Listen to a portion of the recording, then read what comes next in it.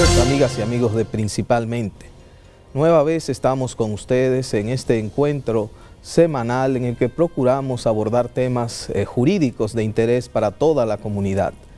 En esta ocasión tenemos el placer de contar con un joven jurista dominicano, el licenciado Miguel Ernesto Valerio Giminián, quien se ha destacado por su trayectoria académica y por la práctica de la abogacía.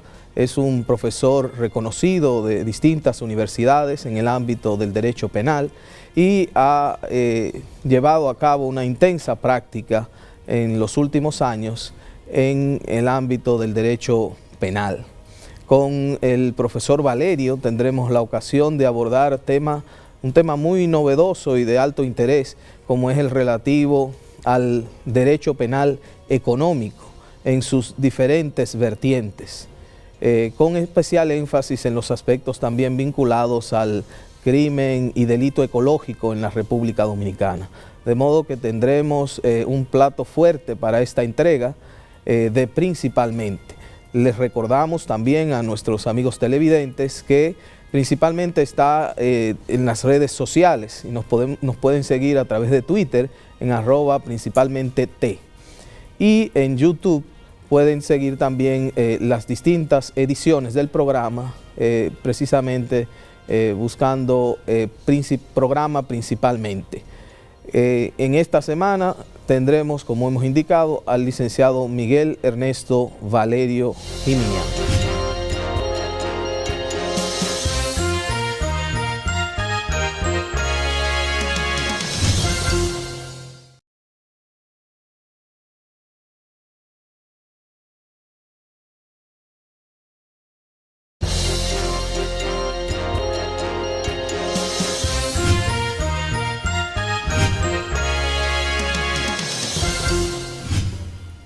Saludos amigos de Principalmente. Tal y como lo habíamos anunciado, hoy contamos con la presencia del licenciado Miguel Valerio Giminián, un destacado joven profesional del derecho que se ha desenvuelto básicamente en el mundo académico, pero también en el mundo del ejercicio profesional del derecho. Derecho penal, derecho civil, derecho comercial, derecho corporativo.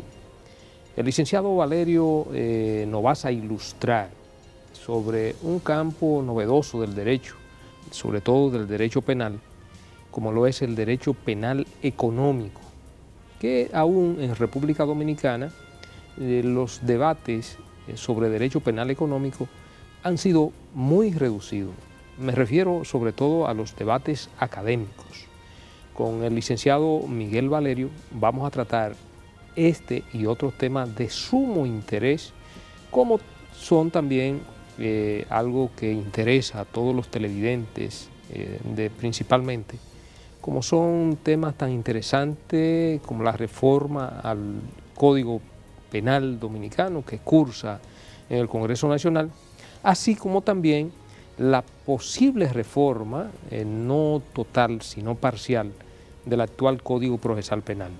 La visión del jurista actualizado, jurista que está en sintonía con lo que son las nuevas formas y modalidades de ejercicio del derecho en todas sus dimensiones, en todas sus ramas.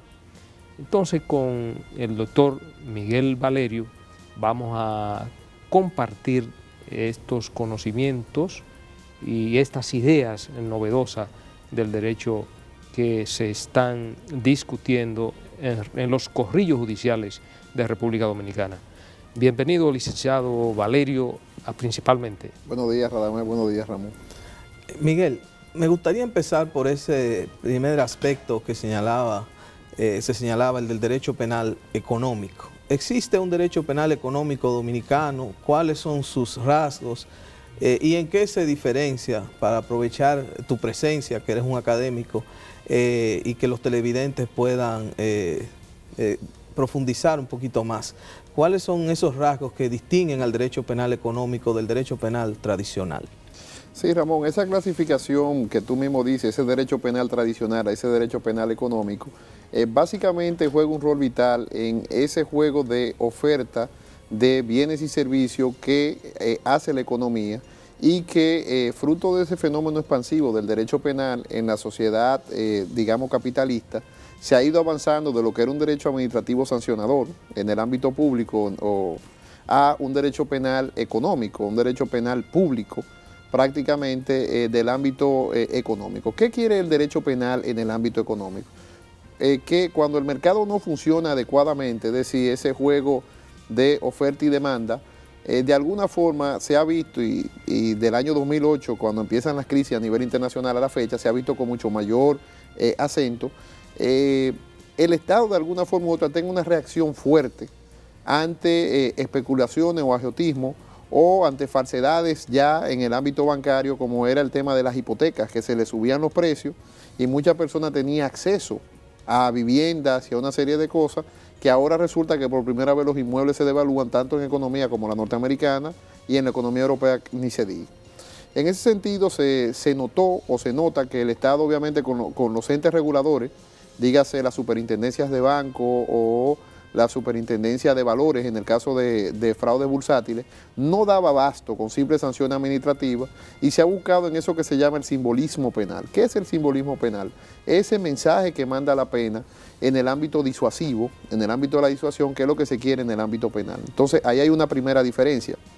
Mientras en el derecho penal tradicional se trata de una protección de bienes jurídicos prácticamente de índole personal y patrimonial, en el ámbito del derecho penal económico se habla de una protección difusa, porque cuando un banco quiebra o cuando hay un fraude bursátil, no solamente se está afectando a aquellas personas que invertían en el mercado, sino que se afecta a otros competidores del mercado. Pongo un ejemplo muy sencillo. Imagínese una empresa que cotiza en bolsa de manera fraudulenta, alterando el estado financiero para que capte recursos.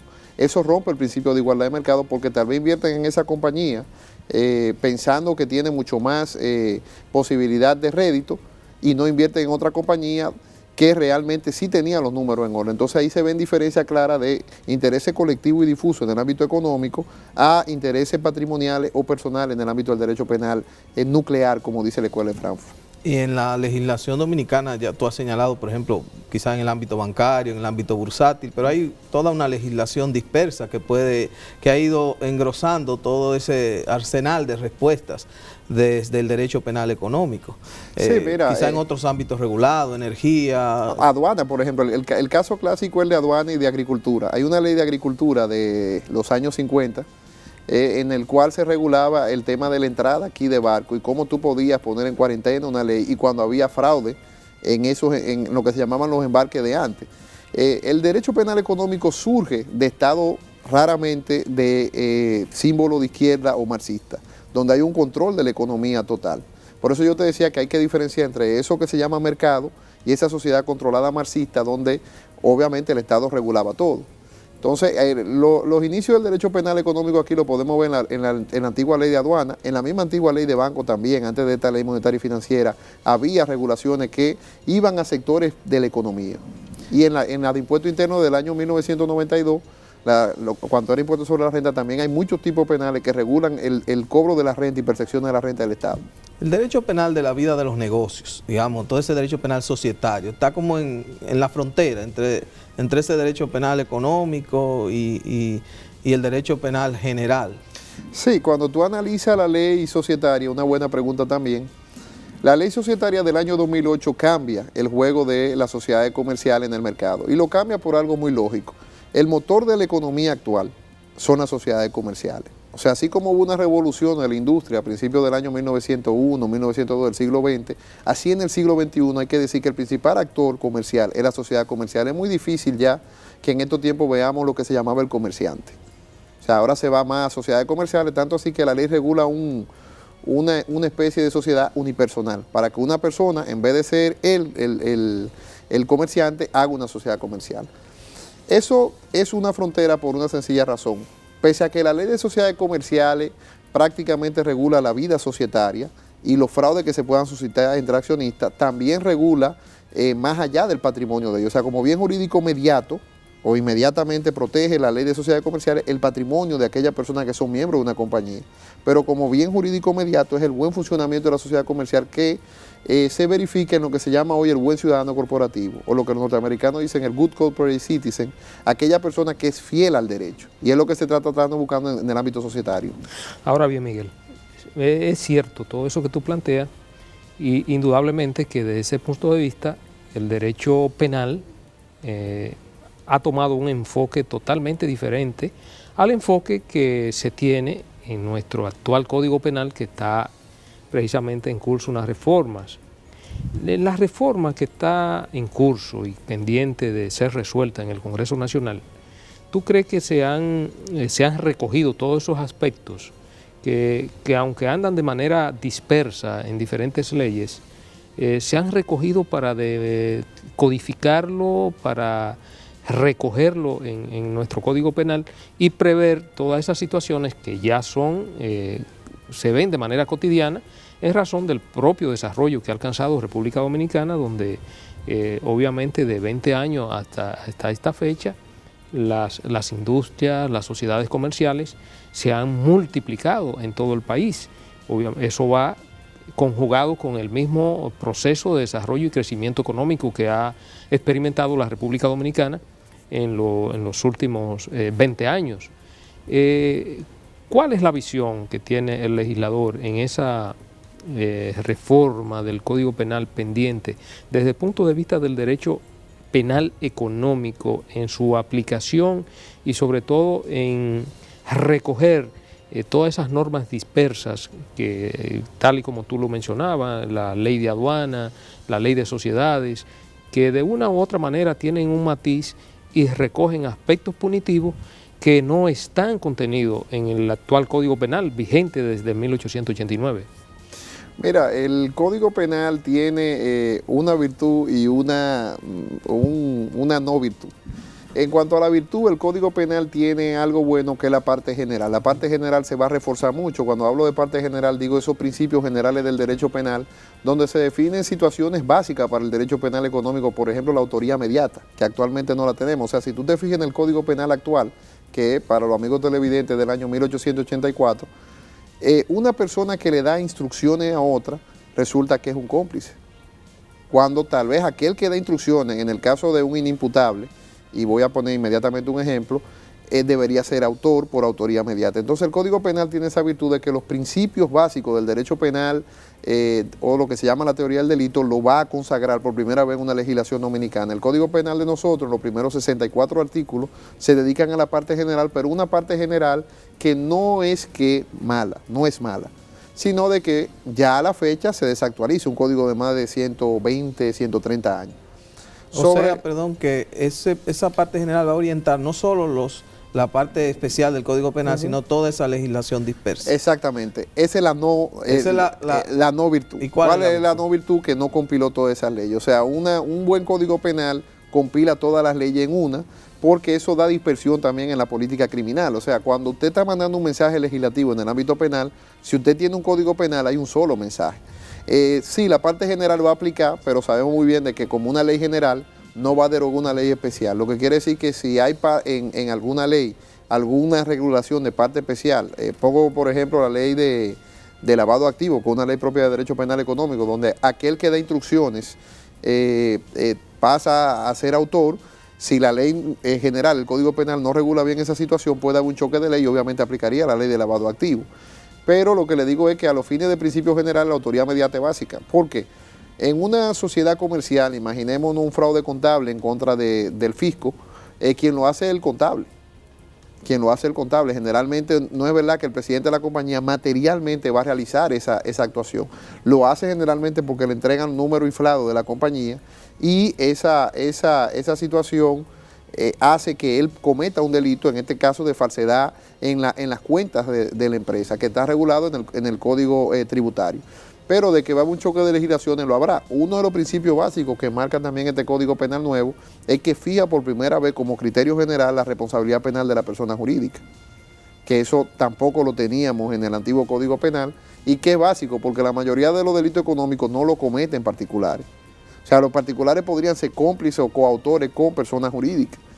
Por eso es que yo digo siempre cuando doy clase de que es una discusión muy bizantina si tenemos que penalizar la empresa o no. ¿Por qué? Porque desde el año 2000, en Europa, que eran los más reticentes, ha venido una cadena de legislaciones de culpabilidad penal empresarial. En Estados Unidos e Inglaterra eso ni pensarlo porque siempre ha habido responsabilidad penal jurídica de las personas jurídicas o de las personas morales. Con lo que el Código Penal en ese aspecto también hay un aumento, un avance interesante. Pero yo digo que es un Código Penal que se pudo compilar más, pero actualmente como está el tema de la delincuencia, yo entiendo que tienen que sacar lo que tengan en el Congreso y aplicarlo, porque la mayoría de los delitos que actualmente se regulan han sobrepasado un código viejo, que es el Código Penal antiguo. Sí, ciertamente las modalidades de criminales ya saliendo y que también tienen que ver con los crímenes económicos, que antes, vamos a decir que 15, 20 años atrás, eran inéditas en República Dominicana, como por ejemplo el crimen electrónico que tiene que ver, por ejemplo, con la clonación de tarjetas. La tarjeta de crédito no existía en el año 1889 cuando se promulgó el Código Penal Dominicano, e incluso las leyes que lo han complementado. No, y fraude grande, estamos hablando de que los bancos han declarado que se han perdido más de 100 millones por ese tipo de fraude.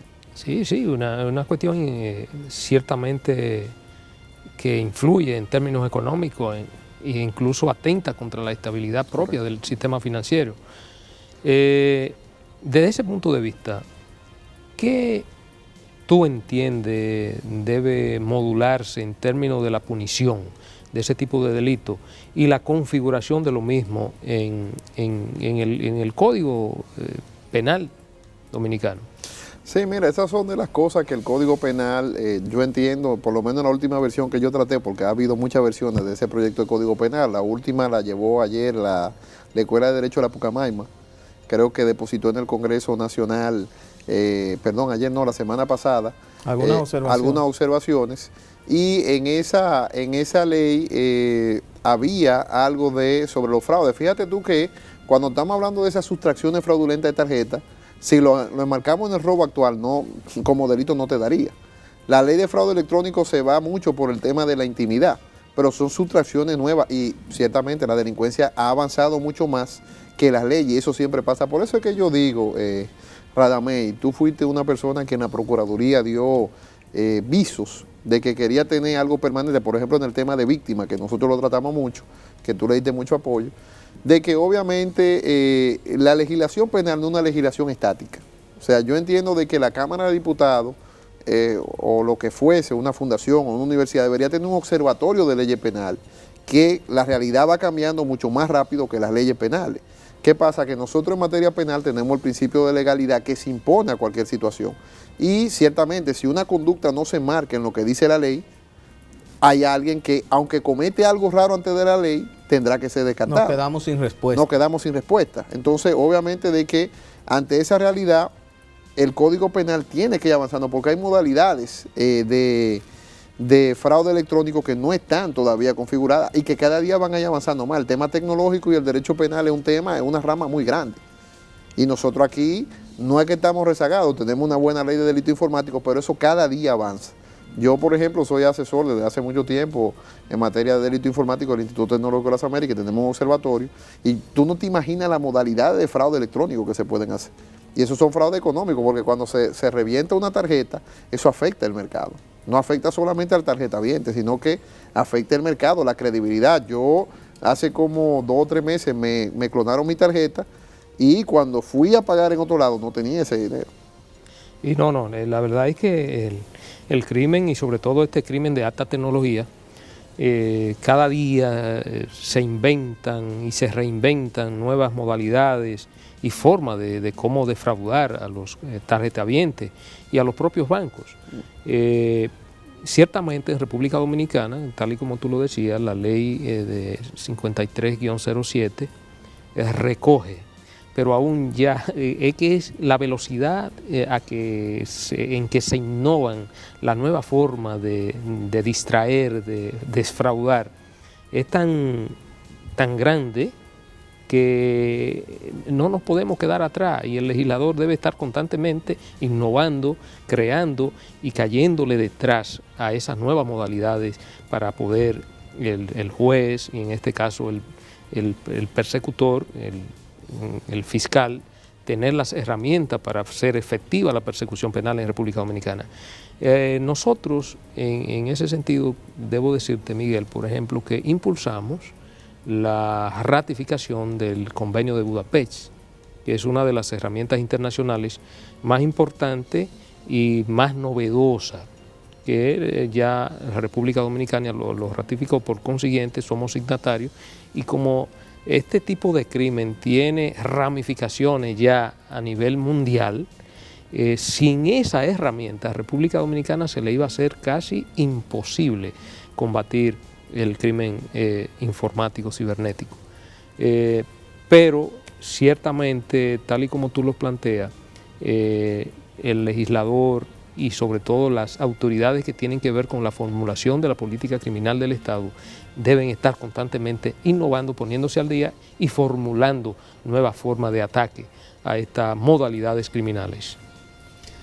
Me parece, Miguel, tú señalabas otro aspecto vinculado al de las víctimas, que yo creo que ese es un tema siempre de interés, porque bueno, en un proceso penal no solamente hay una persona a quien se le imputa un hecho, sino también una víctima, y esa víctima requiere la protección del Estado y requiere que sus derechos se vean tutelados.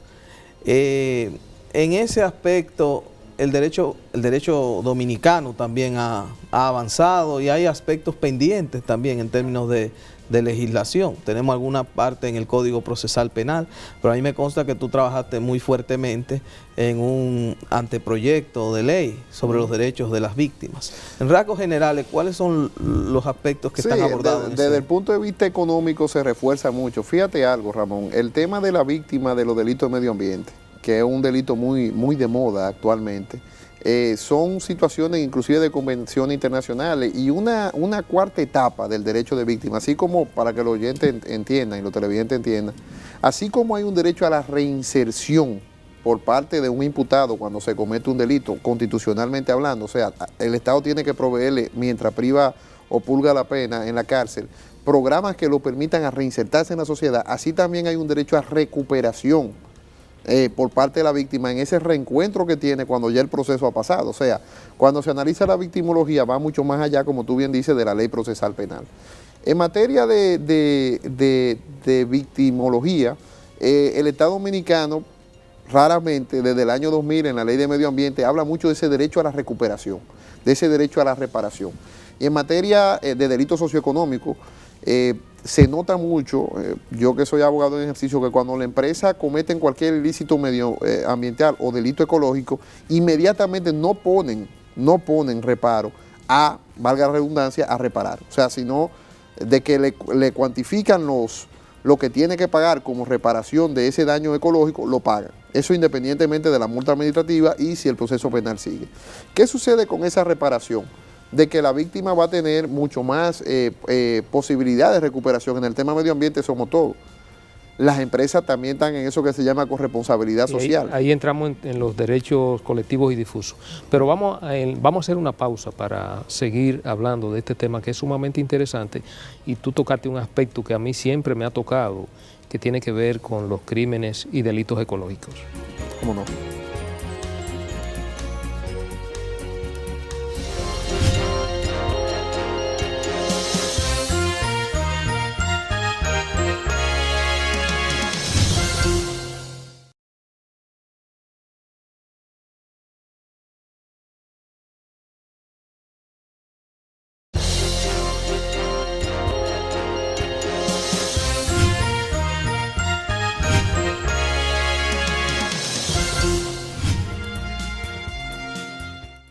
Habíamos en el segmento anterior tocado varios temas sumamente interesantes, importantes y actualizados. Pero hay un aspecto ya al final del segmento que estuvimos hablando que tiene que ver con los crímenes y delitos ecológicos. Yo soy un apasionado, he sido siempre un apasionado del derecho ambiental. Debo decir que incluso mi tesis doctoral, que la presenté a raíz de mi graduación en el año 1985, cuando aquí no se hablaba todavía de delitos ecológicos. Mi tesis se tituló Los delitos ecológicos, el delito ecológico y la deforestación en República Dominicana. Luego, posteriormente, seguimos muy entusiasmados con eso, por la gran sensibilidad y sobre todo por el impacto que tiene para la presente y futuras generaciones la preservación y conservación y rehabilitación de nuestros recursos naturales. En el año 1997, tomando como base la tesis nuestra, que obtuvo una nota, valga la inmodestia, de excelente en la Universidad Autónoma de Santo Domingo en su ocasión, nosotros escribimos una obra de derecho en el año 1987 que se titula Derecho Ambiental y Delito Ecológico en la República Dominicana. Es decir, que siempre nos ha tocado la sensibilidad el hecho de la preservación y conservación de la naturaleza y de los recursos naturales, porque ello es algo fundamental, no solo para la vida cotidiana, sino para la sobrevivencia misma de la humanidad. En ese aspecto, incluso nosotros llegamos a plantear, ya es como articulista de periódico, la creación del Ministerio de Medio Ambiente.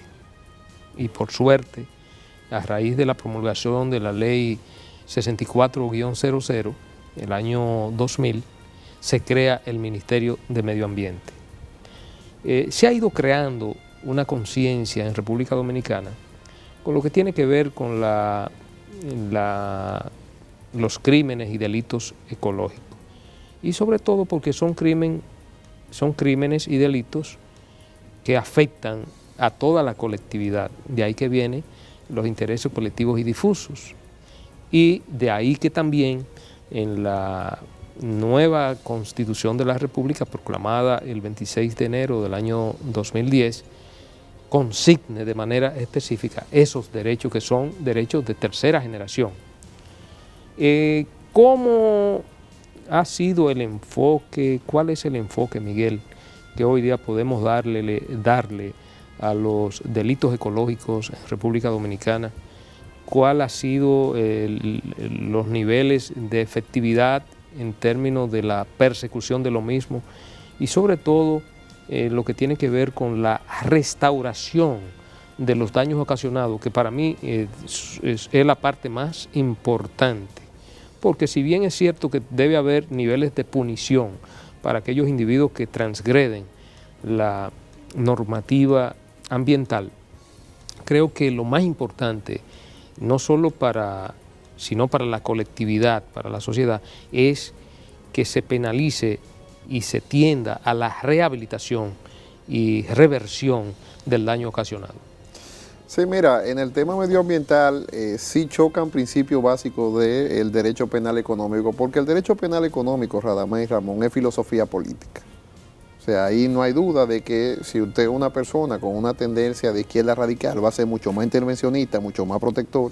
Y si usted es una persona, donde yo me sitúo, mucho más liberal, o de una filosofía de política liberal, usted va a creer en una explotación del medio ambiente, pero regulada con patrones de que se mide el impacto medioambiental, el impacto ecológico, y que haya lo que se llama la prevención en materia medioambiental, que se pasa por eso que tú dices, el Ministerio de Medio Ambiente en cada proyecto importante tiene que hacer un estudio de impacto ambiental, y a partir del estudio de impacto ambiental decir la forma de explotación y preservación del medio ambiente. Porque si usted se fija, por ejemplo, cuando vino el presidente Correa a República Dominicana, dijo que él no concibe, y eso yo también lo suscribo, yo no concibo un país que sea rico en el subsuelo y pobre por no explotar esos recursos naturales. O sea, hay forma de explotar el medio ambiente sin tener que cometer delito. Ahora, ¿cuándo entra el derecho penal económico? Una vez que se traza esa filosofía política. Si usted lo ve desde un ámbito liberal, como es el caso mío, yo creo mucho en ese principio que Luhmann lo desarrolla muy bien en el funcionalismo, y que Jacobs es que lo entra en el derecho penal, en este ámbito del derecho penal económico, que es la libertad de autoorganización que tiene la empresa, y luego la responsabilidad por la consecuencia. O sea, se parte de un principio de libertad donde usted se va a autoorganizar, va a tener que tener los controles debidos, es decir, la prevención, que en materia penal tú sabes que es básica para que tú no causes daños ecológicos. Luego, si usted causa esos daños ecológicos, o lo que ya dicen los medioambientalistas, externalidades negativas en este caso, va a tener que responder por las consecuencias del delito ecológico. Y ahí es que entramos nosotros los penalistas en el ámbito económico. Como tú bien dices también, esto hay que dividirlo en dos tipos de grupos. Aquellos grupos empresariales que no respetan el medio ambiente, con lo cual no tienen corresponsabilidad social corporativa, que es un principio básico ahora del derecho penal, por lo que tienen que ser responsables por todas las consecuencias, y que a nivel internacional, que aquí todavía eso no ha empezado, los productos de ellos lo tachan de que provienen de delito ecológico y las ventas le bajan en cantidades exponenciales, y aquellas empresas que por el contrario sí creen en esa corresponsabilidad social de la empresa y que una vez que hay contaminación o que hay cualquier tipo de delito ecológico, como es un bien colectivo y difuso, como bien tú dijiste anteriormente, inmediatamente recuperan o reparan el bien jurídico medio ambiente. Y mira, la recuperación como tal es de esos derechos de víctima de última generación. O sea, vuelvo y repito, así como el imputado tiene derecho a reinsertarse, la víctima tiene a recuperarse. En este caso se discute mucho, hay dos visiones del medio ambiente. Una, homo, que cree en el hombre explotador del medio ambiente, y una que cree en el medio ambiente como tal. Partiendo de esas dos diferencias, usted sitúa también la política. Como la víctima, dice mucha gente que el medio ambiente es así, entonces la recuperación juega un rol y hay empresas muy responsables. Yo, para que te haga una idea, en caso he pagado más de 20 y 30 millones de pesos en recuperación. O sea, de recuperación, que no estamos hablando de las indemnizaciones, ni de las multas, ni de las sanciones penales, que la empresa no se niegan a pagarlo porque si lo etiquetan a nivel internacional, que eso es lo que viene en un futuro en República Dominicana como lesionadores del medio ambiente, sus productos o sus bienes y servicios a nivel mundial bajan inclusive la cotización en bolsa. Eso ha obligado a que las industrias también tengan que certificar sus procesos para asegurar Correcto. que han sido respetuosos del medio ambiente. Mira, excelente comentario, y yo lo voy a tomar como una pregunta. Eso que tú llamas de auditoría medioambiental, que son auditoría verde, como se le dice actualmente, precisamente, como este es un programa que va dedicado a juristas, en este caso Ministerio Público que acusan, o también en el caso de nosotros que somos abogados en ejercicio que defendemos. Pero también a toda la sociedad. Y a toda la sociedad, por eso voy a tratar de ser lo más cosa, pero este es un mensaje básicamente a los abogados de ejercicio. La única defensa posible que tiene una empresa al momento de que hay un delito ecológico es que esas auditorías certifiquen que la empresa se autoorganizó lo mejor que pudo. ¿Qué pasa? Que la ley de medio ambiente también cubre la negligencia. O sea, es de la poca ley donde hay número abierto de negligencia. O sea, tú ves el Código Penal de nosotros, es cláusula cerrada de negligencia. O sea, solamente los artículos de la ley que dicen que se pueden cometer por negligencia entran, pero en materia medioambiental no. El principio se invierte. Todos los delitos se pueden cometer, tanto por dolo como por negligencia. Cuando estamos hablando de negligencia, la única forma de tú llegar a defensas posibles de conductas neutrales en derecho penal es diciendo, yo en el estándar de la auditoría medioambiental cumplí con las regulaciones. Pongo el ejemplo de un chofer de una empresa X que tenga unos controles de sólidos bien establecidos, que vaya a él porque le da la gana y lanza un vertido al malecón, por ejemplo. Que por cierto, aquí hay una sentencia muy buena que invito a toda la ciudadanía del ROCASH. O sea, hay jurisprudencia. Porque nosotros somos de los pocos países que en delito económico, aunque no se ha discutido mucho el tema académicamente, sí tenemos mucha experiencia jurisprudencial, los temas bancarios, el tema medioambiental en el ROCASH, el tema eléctrico también, el fraude eléctrico, tenemos mucha jurisprudencia y mucha experiencia en eso. Pero en el ámbito medioambiental, eso que tú dices, la auditoría verde, o lo que son los protocolos internos de la empresa de cumplimiento, es la única defensa posible que tú puedes tener. Si tú ni siquiera tienes protocolo, mal asunto. O lo que se llama programa de cumplimiento. Sí, pero ciertamente, Miguel, en esos aspectos yo creo que se ha avanzado en República Dominicana. Incluso la Procuraduría General de Medio Ambiente, que ha tenido un papel protagónico en términos de lo que es la persecución, ha dado muestra de que hay una voluntad, y hay una voluntad política de que se cumpla y se haga cumplir la ley de medio ambiente. Sin embargo, hay otros aspectos que tienen que ver con los crímenes y delitos ecológicos que aún yo entiendo que estamos muy lejos de que se cumplan. Por ejemplo, la actividad de la contaminación ambiental, sea por la polución por ejemplo, lo que producen los vehículos, por ejemplo, que vivimos en las grandes ciudades, como es el caso de Santo Domingo. Desafortunadamente vivimos una de las contaminaciones ambientales más terribles que puedan vivir seres humanos, y que yo sé que aunque no se haya logrado medir el alcance y el impacto negativo que la misma causa, yo sé que es enorme.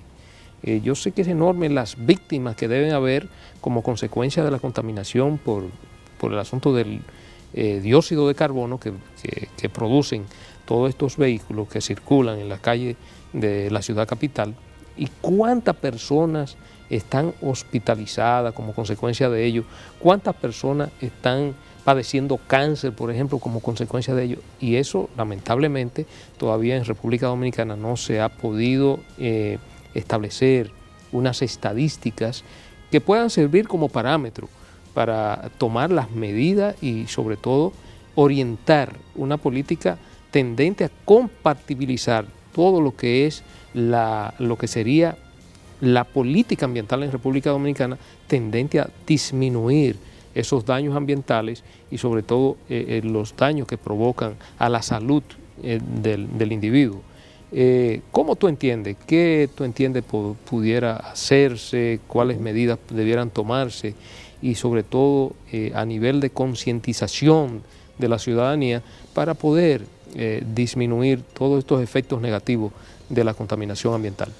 Mira, es una pregunta buena, porque también los televidentes tienen que entender que el medio ambiente no es solamente el tema de minería o el tema de contaminación o vertido en ríos o el tema de las granceras. No, medio ambiente, eso que tú dices, contaminación, medio ambiente también es animales en extinción, que vemos que los hablan, o fuera de época el tema de langosta que pescan, que están vedadas, ¿no? O sea, medio ambiente mucho más. Pero en el tema específico que tú dices del control, de eso que nosotros los penalistas llamamos prevención, es que realmente el derecho penal tiene que servir como último instrumento de la política que recurre, ya no criminal, no, de la política que recurre el Estado para manejar cualquier conflicto. Y ahí hay muchas cosas que se pueden hacer, Radamés. Por ejemplo, tenemos que partir de la situación económica del país, que eso es básico, porque nosotros no podríamos exigir ahora carros de última generación ecológica, porque eso tiene un costo. Pero sí se pueden dar incentivos fiscales a aquellas personas de que los vehículos cada cierto tiempo lo cambien, que pasa en muchas ciudades europeas. En Europa, si usted tiene un vehículo de 7 o 8 años, cuando usted compra un nuevo vehículo, que va a contaminar mucho menos porque viene con una especie de filtro, hay unos incentivos fiscales. Ahí se está haciendo dos cosas: está haciendo política de promoción a productos que contaminen menos el medio ambiente, y a la vez se está haciendo política fiscal porque las personas van a ver un incentivo al consumo. Un incentivo al consumo que también ve mucho con el ámbito económico. También se puede dar el tema que se da en muchos países. Si usted se fija, cada casa aquí tiene 5 vehículos. Y no es como otros países, que un día utilizamos uno, un día utilizamos el otro. El tema del metro, que se ha criticado mucho, yo desde el primer momento lo apoyé. Porque a largo plazo ese tipo de política disminuye la contaminación. No solamente que tú hablas del humo, que eso nada más hay que pararse en la avenida Bolívar o en la avenida 27 de febrero para darse cuenta de lo que tú estás diciendo, o métase en un elevado sin aire acondicionado, en un túnel sin aire acondicionado, se va a dar cuenta de lo que está diciendo Radamés, sino el tema medioambiental en sí, de la no utilización del vehículo. Yo vi la semana pasada un reportaje en una ciudad alemana, ahora no recuerdo, creo que es Dresde, donde se estaba incentivando el utilizar bicicleta. Claro, son sociedades frías, donde usted puede montar bicicleta y no va a llegar sudado donde usted va, pero se pueden dar en las empresas incentivos o tener baños para que los empleados se duchen cuando lleguen en su bicicleta, y buscar políticas que ayuden a esa contaminación, a esa disminución de la contaminación, que hace mucho efecto en eso que tú dices, que es tan gravoso como el cáncer.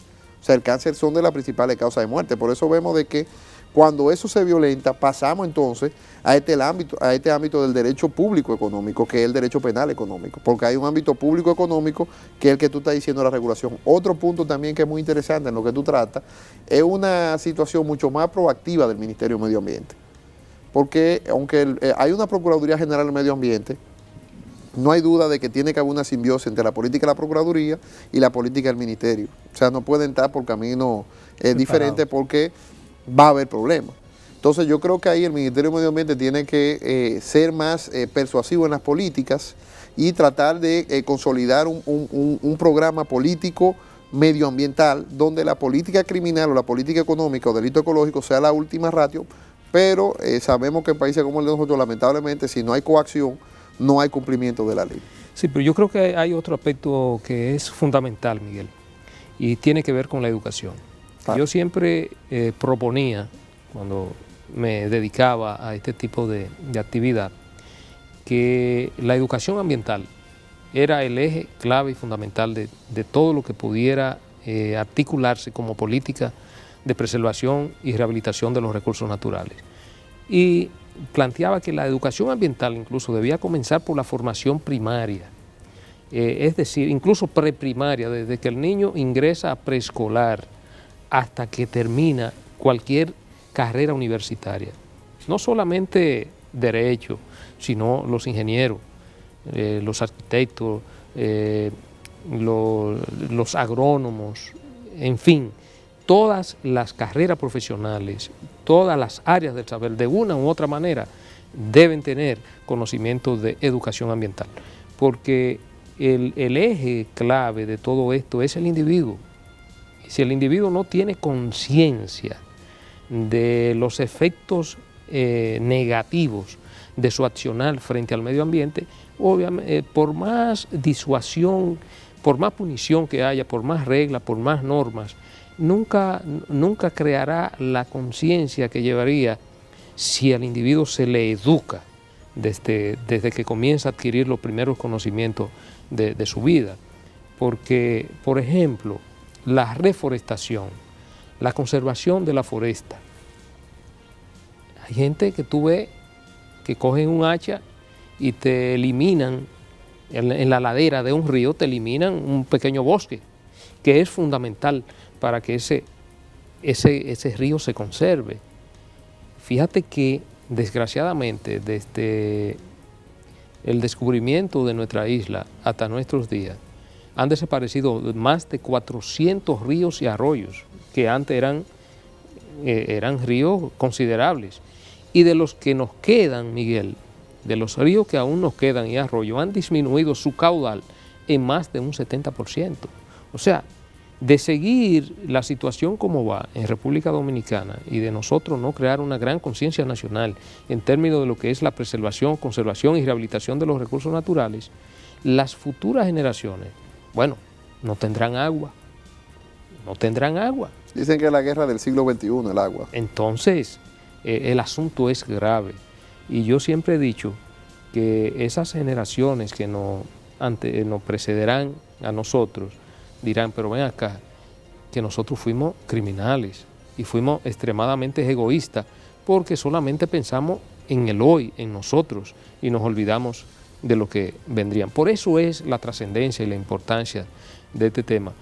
Y independientemente de que estoy de acuerdo, muy de acuerdo contigo en los aspectos punitivos, reglamentarios y normativos de la parte ambiental, pero para mí sigue siendo fundamental la educación, porque la educación ambiental, sigo yo entendiendo, es el eje clave para que la ciudadanía y los futuros ciudadanos tiendan y se conviertan en entes proactivos de la conservación de la naturaleza y el medio ambiente.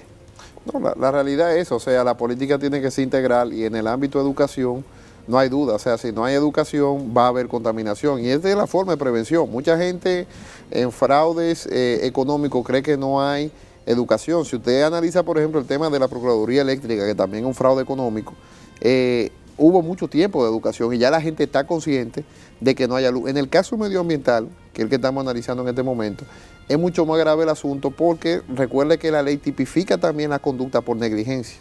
Entonces es obvio de que la gente en su subconsciente tiene que tener primero ese mensaje claro de que hay que preservar a como dé lugar el medio ambiente. O sea que eso es algo lógico de que la educación también entre en juego en esa política integral. Muy bien, vamos a hacer una breve pausa para proseguir con Principalmente y el licenciado Miguel Valerio.